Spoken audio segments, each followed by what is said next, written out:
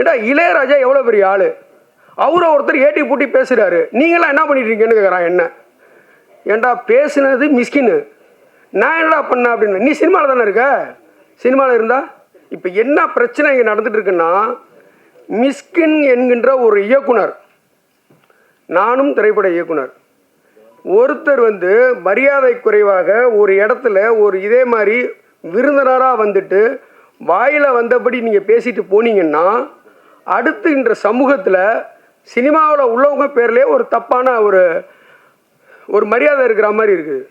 அவன் கண்ணாமனான்னு திட்டான் அவன் என்ன நிலையில் இருந்தான்னு தெரியல. அவர் ஃபோன் நம்பரை கொடுங்குறான். எனக்கு அவர் ஃபோன் நம்பர் இங்கே தெரியாது. இல்லைடா அப்படிங்கிறேன். இல்லை நீ இதை கண்டிப்பாக நீ பேசி ஆகணும் நீங்கள் அப்படின்றான். இதெல்லாம் என்ன இது அப்படின்னா, அப்புறம் எனக்கு என்னென்னா மிஸ்கினுக்கு எனக்கு எந்த தொடர்பும் கிடையாது. அவர் ஒரு இயக்குனர். இப்போ சமீபத்தில் எங்கள் பாலாண்ணனுடைய 25வது வருட இதுக்கு கூப்பிட்டு அழைச்சிருந்தாங்க. நான் போயிருந்தேன். அப்போ எனக்கு ராம் அறிமுகப்படுத்தி வச்சாப்புல. அப்படி அந்த அளவில் தான் ஒரு தடவை தான் மீட் பண்ணியிருக்கேன். எனக்கு என்னன்னு கேட்டிங்கன்னா, மிஸ்கின் வந்து ஒரு இடத்துல வந்து பேசிட்டு போகிறாரு.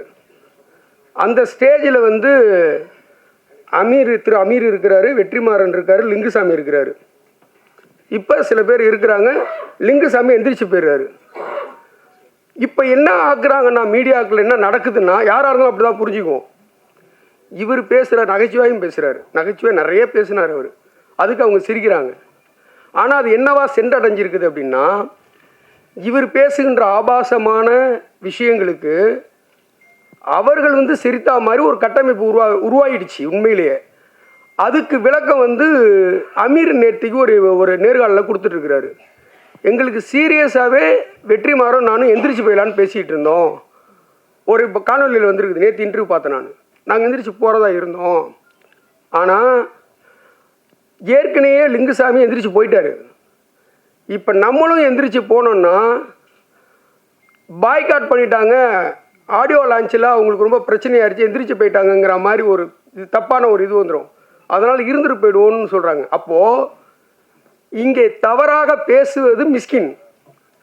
வழியாருனா உட்காந்து வேடிக்கை பார்த்தவங்களாம் பிரச்சனை அனுபவிக்கிறாங்க. ஒவ்வொரு இடத்துல போய் சொல்ல முடியுமா வெற்றிமாறலாம்? ஆனால் உண்மையிலேயே நான் பாலுமகேந்திரா சார் உதவியாளர், வெற்றிமாறனும் நானும் ஒன்றா பணிபுரிஞ்சிருக்கோம்.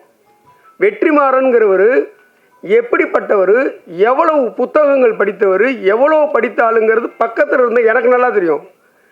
மிஸ்கின் என்கின்ற நபர் எத்தனை புத்தகங்கள் படித்தாருங்கிறது நமக்கு தெரியாது. ஆனால் அவர் எந்த ஆடியோ லான்ச்சுக்கு வந்தாலும் தமிழில் எழுத்தாளர்களே இல்லையா, தமிழில் திரைப்பட இயக்குநர்களே கிடையாதா? சரி, நீங்கள் ரசிச்சுட்டு போங்க. நீங்கள் வீட்டிலேருந்து கிளம்பும் போதே ஒரு முடிவோடு கிளம்புறீங்க. என்னன்னா, இன்னைக்கு யாரை போய் திட்டலாம். இப்போ இதில் இன்னொரு அசௌகரியம் இருக்குது. ஸ்டேஜில் வந்து இவரை விட சின்ன வயசு பசங்களாக இருந்துட்டாங்கன்னா அவனுக்கு சந்தோஷப்படுறாங்க. தம்பின்னு கூப்பிட்டா.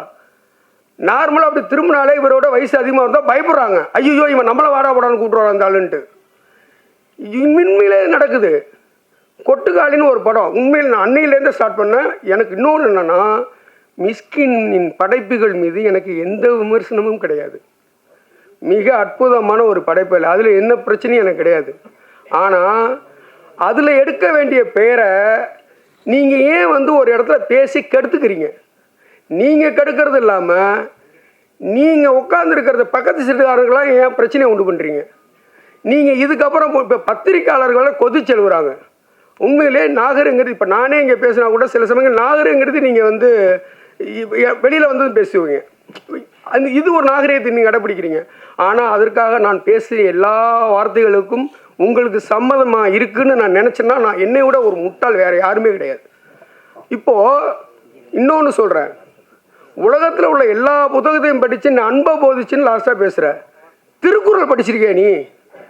திருக்குறள்னு ஒன்று தமிழ்நாட்டில் இங்கே இருக்கிற இந்திய பிரதமரே திருக்குறளின் பெருமையை பற்றி வெளிநாடுகளில் பேசுகிறாரு.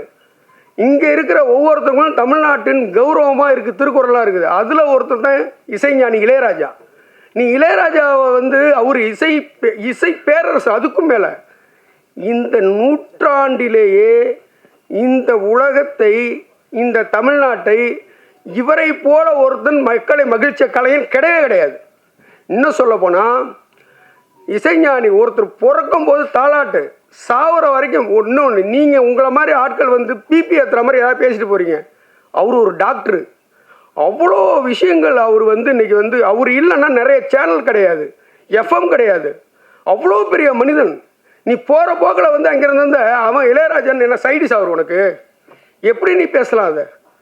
அப்போது நீ திட்டுற. இன்னொன்று கேட்க நான் வந்து அவர் மேலே அவ்வளோ மரியாதை வச்சுருக்கிறேன், அவர் காலை போய் முத்தமிடுவேன்லாம் பேசுகிறீங்க.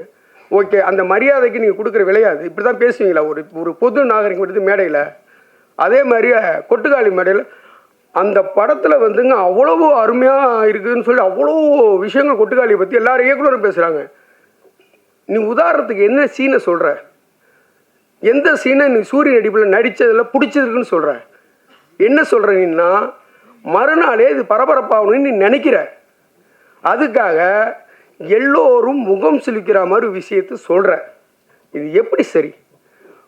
ஒரு மேடையில் வந்து நீ பேசுகிறது எல்லா மனிதர்களும் வந்து நீங்கள் மேடையில் இங்கே இருக்கிறவங்களுக்கு கிடையாதுங்க, இது கிடையாது. இன்னைக்கு யூடியூப் உலகம் பூரா போயிடுச்சு. நீ எது பேசினாலும் உலகம் பூரா பார்க்குறான். அப்போ உலகம் பூரா உள்ளவங்க நீங்கள் தனியாக பேச திரையுலகம் ஏன் எய்த்து கேள்வி கேட்கணும் வேறு யூடியூப்பில் நிறைய பேர் பேசுகிறாங்க. நான் இப்போ திரையுலகை சார்ந்தவர் தான். நேற்று அருள்தாஸ் அவர் வந்து பேசினார். அதை ஒரு தொடர்ச்சி நான் இன்றைக்கி இயக்குனர் அவர் ஜாதியிலேருந்தே நான் பேசுகிறேன்.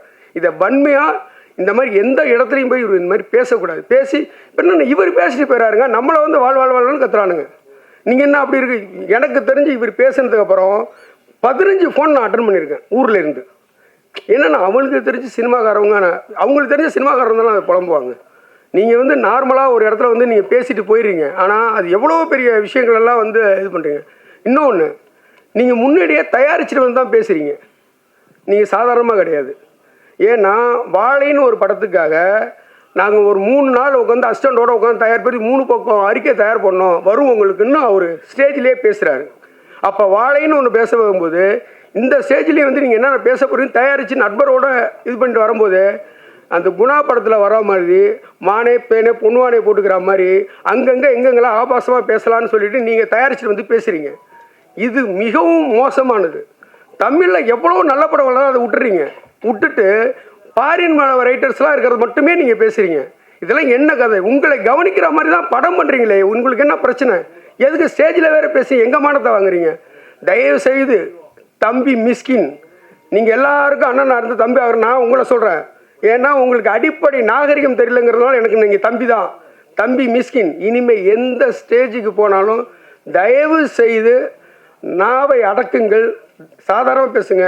இந்த இன்னொன்று விஷயம், வலைபேச்சுன்னு ஒரு இதில் அந்த நண்பர் 25 வருஷம் நண்பர், இவர் எப்போல்லாம் இவர் ஸ்டேஜில் பேசுகிறோம் அடுத்த நாளே அநாகரமே பேசக்கூடாதுன்னு வலையுள்ள பேசிக்கிட்டே இருக்கிறாரு. பிஸ்மி எல்லா இடத்துலையும் உட்காந்து பேசுகிறாரு. இந்த மாதிரி 4-5 பேர் வந்து வலையுள்ள பேசிக்கிட்டே இருக்கிறாங்க. நிச்சயமாக அவருக்கு தெரியாமல் இருக்காது. இன்னொன்று, இங்கே பேசுனதுக்கு அமீர் சொல்கிறாரு ரஞ்சித் எனக்கு ஃபோன் பண்ணி வருத்தப்பட்டாருங்கிறாரு. இப்போ இவரை அழைச்சிட்டு அவர் எல்லா இடத்துலையும் பண்ணி விட்டுன்னு தெரியணுமா? தயவு செய்து தம்பி மிஸ்கின், இனிமே இந்த மாதிரி எந்த ஸ்டேஜ்லையும் போய் பேசாதீங்க. நன்றி, வணக்கம்.